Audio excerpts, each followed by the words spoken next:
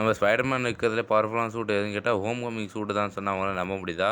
ஆமாங்க. அப்ப நானோடெக் சூட்லாம் என்னடா பவர்ஃபுல் இல்லையா? அப்படின்னு சொல்ல வர்றது எங்களுக்கு புரியுது. உண்மை என்னன்றத முழுசா கேளுங்க. என்னன்னா நம்ம நானோடெக் சூட்டு கூட பவர்ஃபுல் தான். ஆனா என்ன ஒண்ணுன்னா, அதுல பவர்ஃபுல்லான பேராசூட்டு ஏகப்பட்ட விஷயம் இருந்தாலும், நம்ம டாக்டர் ஆக்டோ ஆர்டிவஸ் இருக்கார்ல, அவன் வந்து அசால்ட்டா பிச்சு போட்டு அவருக்கு நானோடெக் சூட்ல பிடிச்சுருவாரு. ஏன் நம்ம அவசர அவசரமா உருவாக்குன நம்ம பீட்டர் பார்க்கர் உருவாக்குன சூட்டு கூட நம்ம அயர்ன் மேன் உருவாக்குன ட்ரோன்ஸ்ல அசால்ட்டா அடிச்சு போட்டு நம்ம தூக்கி போட்டுறோம். அந்த அளவுக்கு பவர்ஃபுல்லான சூட்டு வந்து நம்ம டாம் ஹாலண்டுக்கு உருவாக்க தெரியல. என்னன்னு கேட்டீங்கன்னா, நம்ம டாம் ஹாலண்ட் ஸ்பைடர்மேனுக்கு அந்த அளவுக்கு பொறுமை இல்ல. ஆனா இதே நம்ம அயர்ன் மேன் உருவாக்கி குடுத்த ஹோம் கமிங் சூட்ல அந்த அளவுக்கு நல்ல டெக்னாலஜி இருக்கு. நல்ல டியூரபிலிட்டி இருக்கு. நெறைய விஷயங்களும் இருக்கு. ஏன் நம்ம சிவில் வார் படத்துல நெறைய அடி வாங்கியிருப்பான். அப்ப கூட அந்த சூட்டுக்கு ஒண்ணும் ஆயிருக்காது.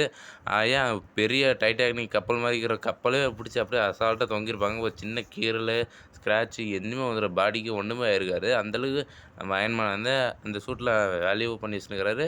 நல்ல நெறைய டெக்னாலஜியும் இருக்கு. நம்ம ஸ்பைடர்மேன் உயிருக்கு எந்த ஆபத்தும் வரக்கூடாதுன்னு நம்ம அயர்ன் மேன் அந்த அளவுக்கு சூட்டு நல்லாவே உருவாக்கி வச்சிருக்காரு. சும்மாவா சொன்னாங்க அயர்ன் மேன் புத்திசாலின்னு.